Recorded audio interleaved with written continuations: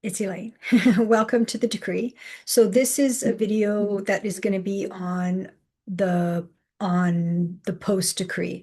So you've prepared your space. So part one was the welcome.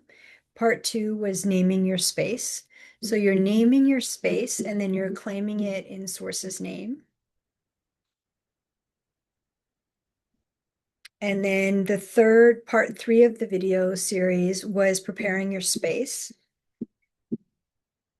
And that's really important. So salting the corners of the room and then spritzing with a little bit of essential oil. And then part four is how plants can actually help stabilize the frequency in your space.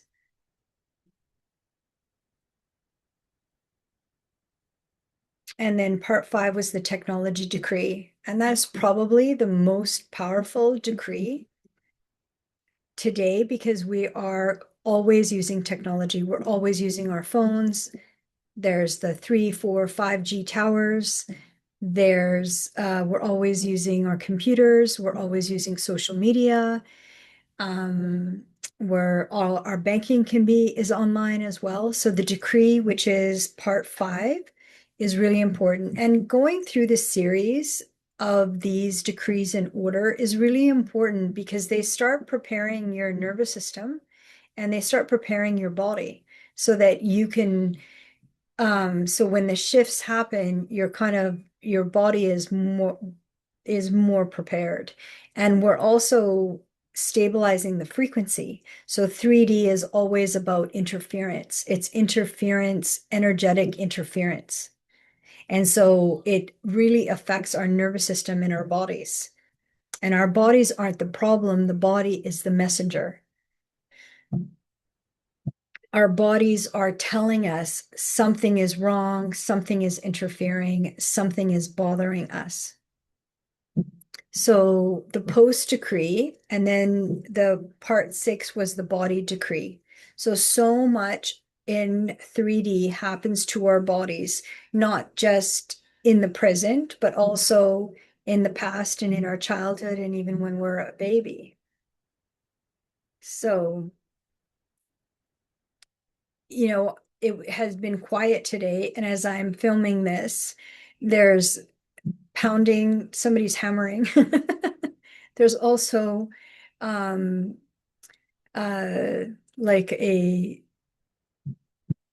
chainsaw kind of sound in the background outside. And so it's always interesting because energetically, that's what we're doing. We're here to kind of pound out what it does not belong to you and also to sever it energetically. But the interference happens to our bodies energetically because our bodies can feel, even if we don't want to acknowledge what it feels like to do our job or what it feels like to be around certain people, our body is registering it. So the decree is a sovereign declaration of independence. The decree is a formal, spoken, and burned statement that severs energetic cords, connecting you to entangled people, systems, attachments, anything that is not from your own being. So it's not a request. It's not a ritual requiring props and tools. It's very simple. You just need a paper and a pen, just like, you don't want to be writing a book. You just want like a piece of paper, and you'll probably fill the front and the back of a piece of paper. And that's why we want to do these decrees kind of in order because usually we've accumulated so much and so much has happened to us. We want to do them in stages. And so that's why we're just using a sheet of paper, not a notebook, and just a pen.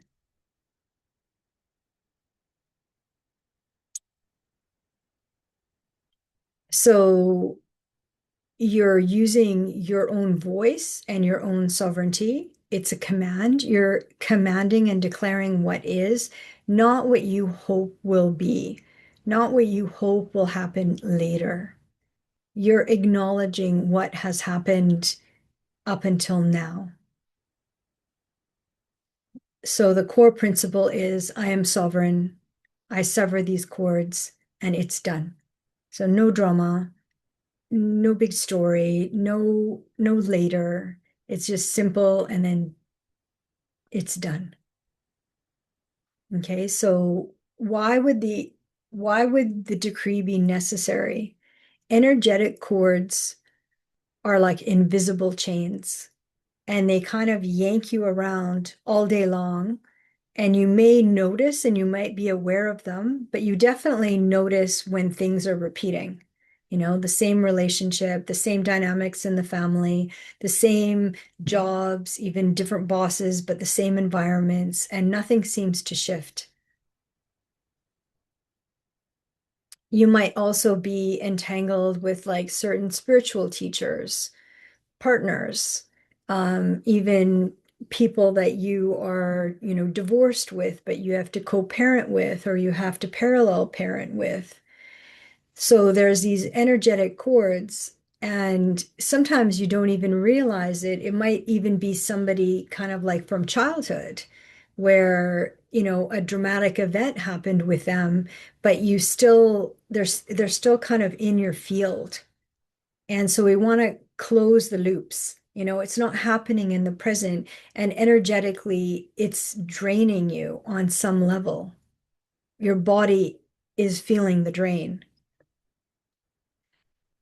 So, and then when you're born into entangled families, maybe there's divorces, maybe they never divorced and they just fought all the time, or maybe there was one kind of empathic parent and one narcissistic parent, the dark triad, psychopath, sociopath, narcissist. That is a very typical dynamic where one parent is the empath and it can be male or female, and then the other parent is a narcissist.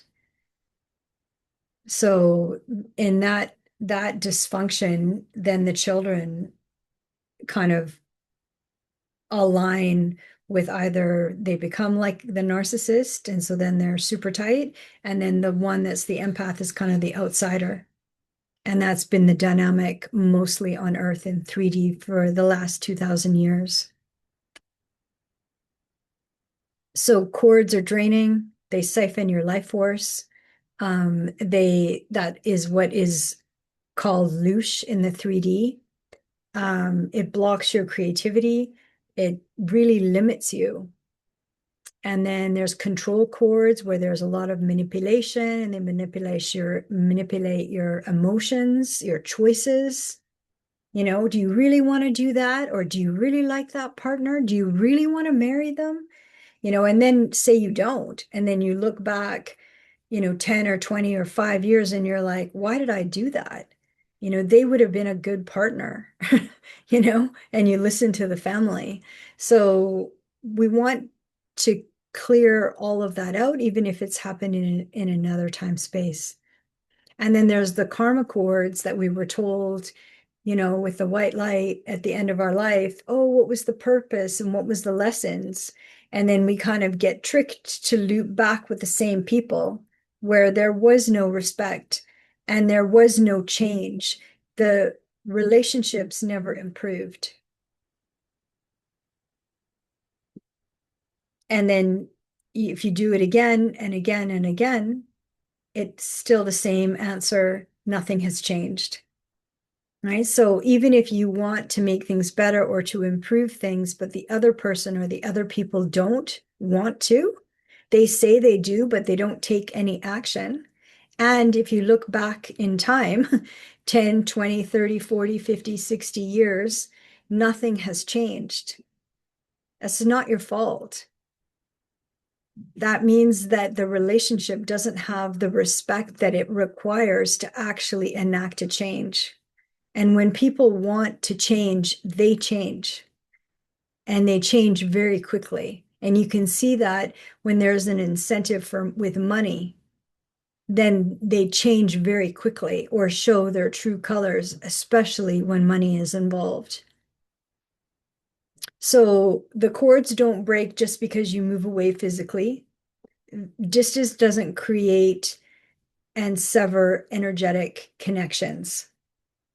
So you could still be having intrusive dreams from your ex or intrusive family members or a traumatic experience, and it may loop in your dreams.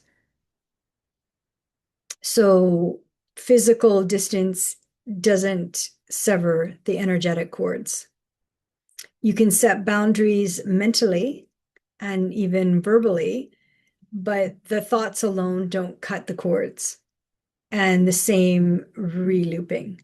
So, and say if they die physically, well, that's in 3D, but then they also can be intrusive from 4D. And that's what we find as soon as we go into 4D, interference can become really severe because that is who has been controlling 3D, the material plane. They've been controlling the material plane on 3D from 4D. So how the decree works. Okay, so we've done the three components. So you're speaking it verbally out loud because your voice has frequency and power, and you're speaking with authority. And each time you read it, you can feel in your body how your body is responding. So every time you read it, it amplifies your power and it breaks resistance. And then the next part, you're going to be, so before you speak it out loud, you're going to write it. So you're going to write it down, and I'm going to give you like the template, and then you will fill in the details, the personal details. And you don't have to share it with anybody. You can do this by yourself. If you want somebody to witness it, make sure they're really have shown consistently that they are for you and not just saying they are for you, but actually have physically taken action to be protective of you and to care about you. So you're going to write it all down, you're going to speak it, you're going to burn it, and we're going to burn it in a really safe way. So I recommend burning it on the stove, the kitchen stove, in like a pot. And then I would use tongs to hold the piece of paper. So all you need is a single piece of paper. And once you finish writing it, we're going to fold it 3 times like this. And remember, it's not a big bonfire, it's just a piece of paper, but it can smoke a lot because it's paper. And then you're going to hold the tip of it and then you light it on fire. But once you light it, make sure that um, that you have it over the pot like that. So you're going to light it and put it on pot. And then just make sure that all of it burns, because sometimes there's a certain word or name that doesn't burn, and then just redo it. Redo that one part, and you want to let it get to ash. So when you burn the paper, fire is like transmutation. It's like physical, it's from the physical to the energetic. And then watch it burn completely and right to the ash. And that really, the ash is the release. And then that will show the transformation is complete. So notice when you're speaking it out loud, how does your body feel? When you're burning it, how does your body feel? And then if parts won't reburn, if parts won't burn, then reburn them. And notice what it was that didn't burn, and then reburn them. And then when you finish burning them, put salt on the ashes and then flush them down the toilet. And then make sure the ashes did flush down the toilet, because I've had it where they end up on the basin, or one piece of the ash doesn't burn. It is ash, but it hasn't been, it burned, but it didn't flush. So just check your toilet. And then you're really saying with the water, you're like releasing it and you're releasing it to the salt, basically like you're releasing it to the ocean.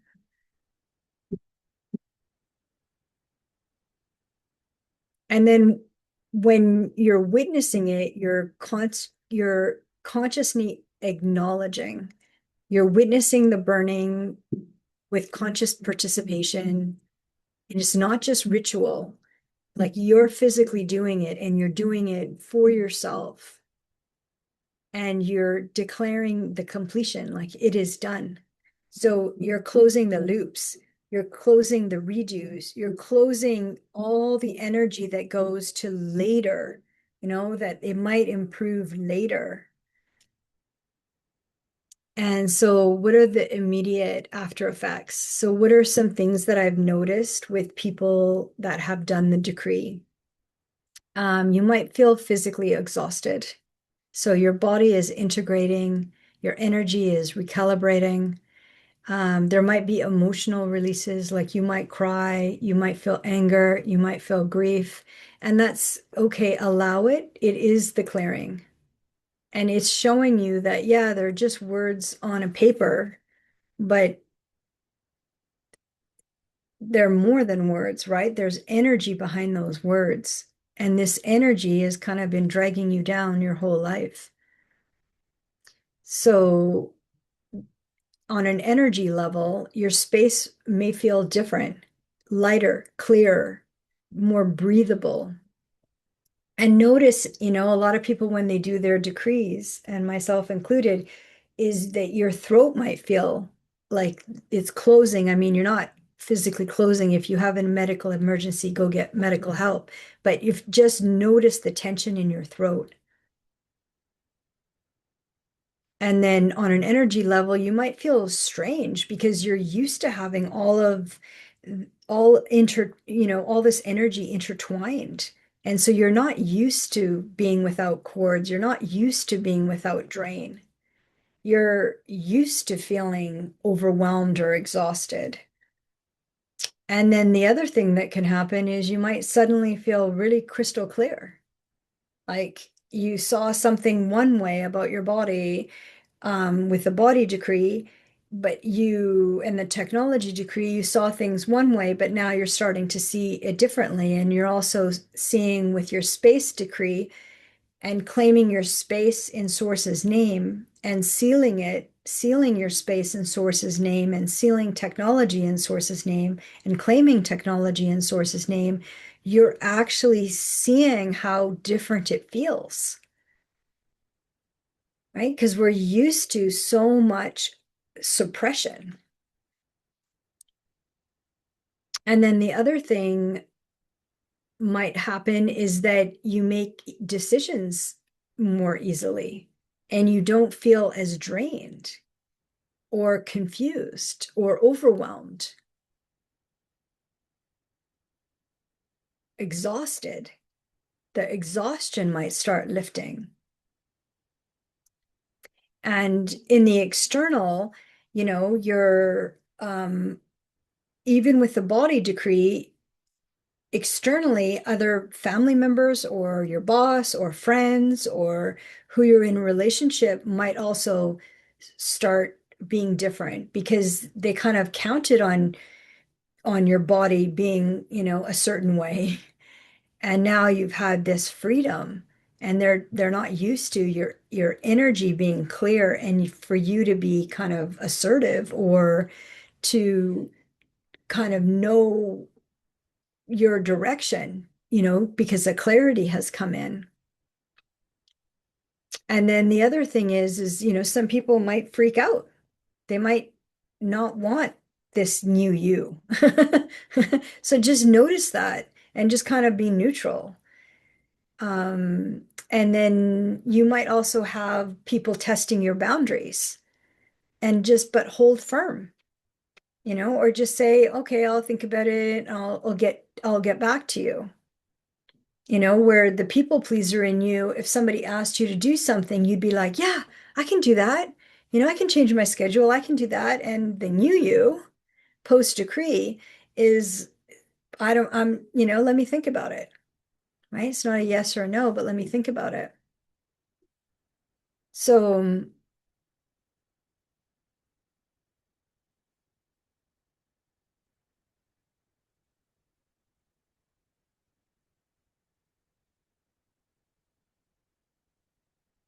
There's a little bit of hammering. So I just want to be quiet. There's a construction guy just showed up outside my window. Um, yeah, so you might notice interference in your physical space. Like we're talking about something that is really can shift your life. And then there's a construction guy that showed up on my balcony. He's like banging into the side of the building. So, the timing of it as we're talking about this. So we always notice, okay, what were we talking about when the construction workers started, hammering? So, like with the technology decree, like notice what happens with the lights. Notice what happens with the technology, with your internet. Does your internet cut out? Um, does something happen with your phone? Because usually they'll kind of bring in interference through electricity and the electronics. Okay, so the first 2 weeks, kind of after you do the decree, you're just kind of noticing and naming things. Um, if people do, excessively text or get angry or guilt trip, just kind of noticed, and notice kind of who has a crisis. I need you now, and you need to do this now, and you need to help me now. Notice kind of who's who's kind of acting out, when we want to call it. And then just use your boundaries. Like maybe before it was hard to have boundaries, but maybe you're finding now you're not so interested in putting out other people's fires and putting out other people's emergencies. And then maybe you don't feel so guilty, that their reactions are not your responsibility. You're not there to be at people's beck and call, unless they're your children, your young children. And then the other thing you might notice is your sleep. So nightmares, are you getting attacked in your dreams? That's very typical, right? When you start doing these energetic severances, they're usually attacking you in your dreams, trying to scare you back into submission, or for you to feel like you've done something wrong. All you're doing is claiming your body and your energetic space. And then also notice if there's any physical symptoms that come up, sudden illness or panic attacks or, something that feels like, you get like the flu or you feel overwhelmed. And then, of course, again, notice technology, what's happening with the technology, intrusive thoughts, did I do the right thing? Well, what have I done? Maybe I should apologize. Maybe I, they're upset. Maybe I did something wrong. Anybody that is healthy is happy when you're healthy. Anyone that respects you will be happy when you have boundaries because they know you're respecting yourself and they respect you. But somebody that's using you is not going to like boundaries. Somebody that's used to manipulating you isn't going to like you having boundaries. And the energetic cords help with assertiveness because energy is kind of leading the severance, not your will, but energy. And so, how do you respond is kind of like daily, affirm, I am sovereign. My decree stands. Cords are severed. And then call in your team of unconditional love, your higher self of unconditional love, and say, protect me. Source, protect me. God, protect me. Divine presence, protect me. And keep demanding your protection, affirming your protection. And trust the process. It worked. It's like just even reading these words, my body's having responses. It worked. Don't doubt yourself. And don't redo it unless there's like a new attack or like a new dynamic that has presented itself with a particular person. Like you might notice when you are when you clear your body and do the body decree, that certain people act differently. And so then just notice that and write it down.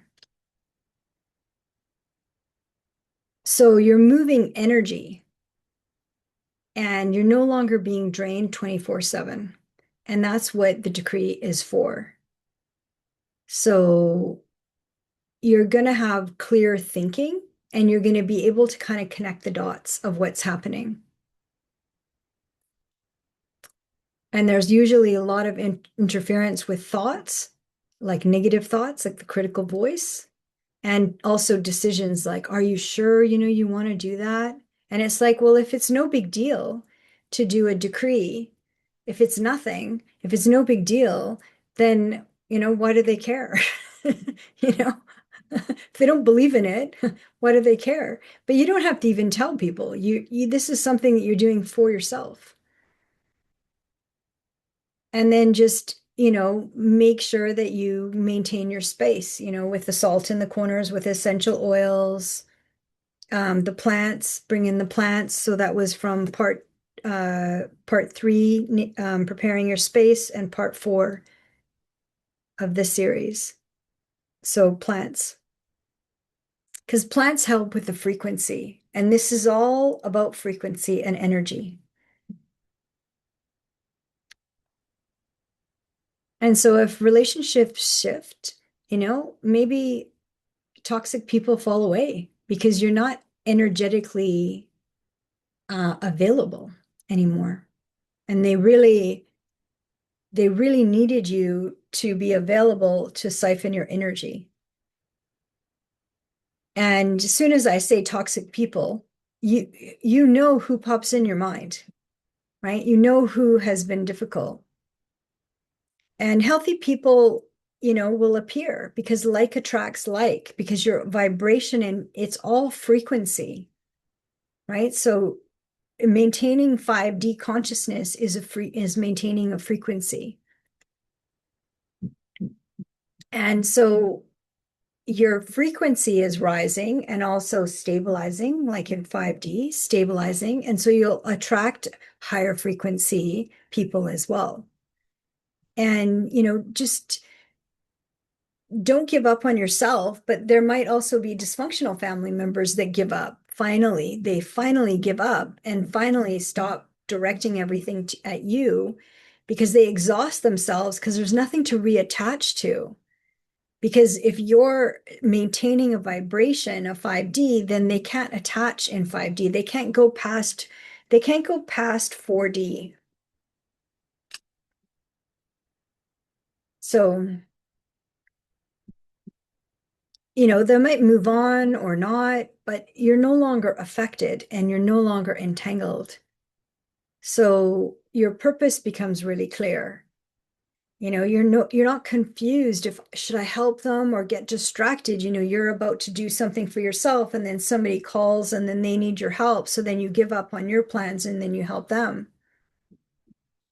So it sounds like a nice thing to do, but then when you find out when you need them, they're busy. They're not available, right? And that's respect going both ways. And then you finally will have energy for your work and you're finally have you're not spending all your time like managing all the drama on everybody else's life, family or friends or work. And then you're sovereignly embodied. I am sovereign, I am free. And you feel it and you can actually move forward in your life. Like you actually have momentum. And that's the decree. So that's some post decree, but always self-care first, and write things down as you can, because you won't really notice the shifts, but you can read your writing after, and then you can kind of see, how did you feel before you did the body decree, which is number 6, and then how did you feel after the body decree? And then did you have any dreams? And then what about the people around you? How did they respond? Yeah. So that is part 7, post decree. Thanks for being here and thanks for watching. and we'll see you in the next video. And we'll see, and then just keep noticing and just keep affirming, I am sovereign, I am free. And you can say this affirmation: I am not of their realm, and this realm has no claim on what I am. So you're claiming your divinity, your source emanation, your source connected being, heart-based being.